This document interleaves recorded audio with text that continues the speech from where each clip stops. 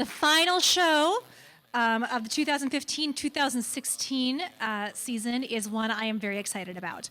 I was lucky enough to see the original cast of this show on Broadway in 2012, and I fell in love. And I said to myself, I can't wait until the rights for this show are available because it is perfect for Lyric Arts. In that spirit, we've also brought on a new director who is also perfect for Lyric Arts. Unfortunately, he is unable to be here tonight, but he sent this along in his place.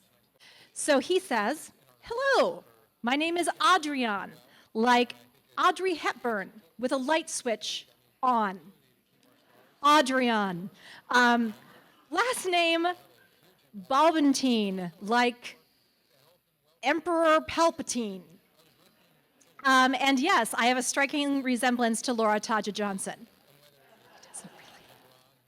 I am thrilled to be directing next summer's Nice Work If You Can Get It, a funny and saucy musical that transforms the songs of George and Ira Gershwin into a fast-paced comedy romp about bootlegging during the ritz and whimsy of the 1920s.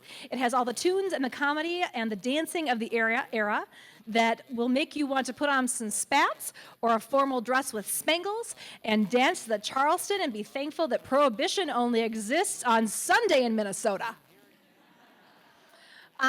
So I'm far from shimmying around in that time period, as is probably everybody else in this room, but if you were shimmying in the 1920s, I salute you for your commitment to being here tonight.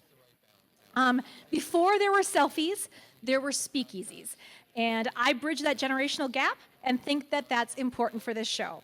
I was born after people who remember when you had to pick up the telephone, unravel the kinks in the cord, and then tap the receiver 3 times to get an operator so that you could be connected from your home in Anoka to Auntie Merle's in Stillwater.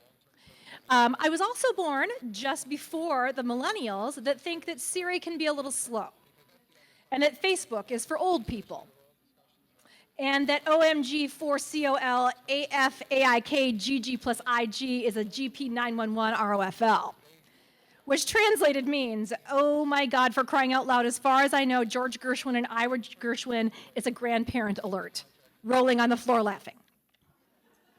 But just about everyone knows a Gershwin Brothers tune, whether they know it or not, and they like them, whether it's Rhapsody in Blue or whether you've ever said tomato, tomato. Lately, I'm getting to know quite a few of them, and I love them. Although it's over a year away, I'm jazzed about Nice Work. See what I did there? Because I think it's the perfect summer musical to bridge that generational gap and to show that every generation loves a party, and every generation loves to have a swell time, or an awesome time, or radical, or dope, or they want to have an evening that's on fleek. Yes, I'm still trying to figure out what that means, but the kids are saying it. I want to bring the energy and passion that today's youth has and show next summer's audiences what it felt like to live in such an exhilarating time.